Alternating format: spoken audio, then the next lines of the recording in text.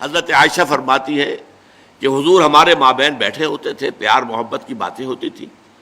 حضور کی جو نجی اور عائلی زندگی ہے، وہ ہمارے ہاں جو بعض لوگ ہیں جنہیں تقویٰ کا کچھ زیادہ ہی جن پر رنگ چڑھ جاتا ہے، بڑی خشونت سی ہر وقت رہتی ہے، طبیعت میں سختی آ جاتی ہے، گھریلو زندگی میں بھی پیار و محبت کا گزر نہیں رہتا۔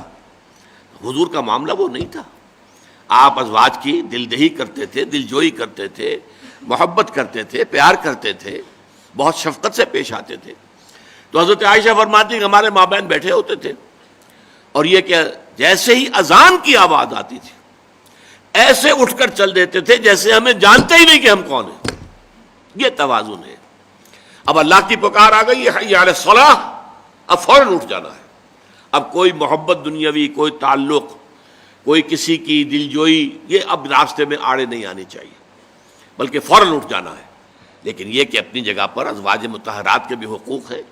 وَإِنَّ لِنَفْسِكَ عَلَيْكَ حَقًّا وَإِنَّ لِزَوْجِكَ عَلَيْكَ حَقًّا، تمہارے نفس کا بھی تم پر حق ہے، تمہاری بیوی کا بھی تم پر حق ہے۔ زَوْجِكَ عَلَيْكَ حَقًّا، تم سے جو ملاقات کرنے کے لیے آتا ہے دوست ملاقاتی، اس کا بھی تم پر حق ہے۔ تو یہ توازن اور اعتدال جو ہے یہ ہمیں ملتا ہے پرفیکٹ ماڈل کی شکل میں، اور وہ ماڈل ہے کہ جو انبیاء اور رسول کے ذریعے سے ہمیں ملا۔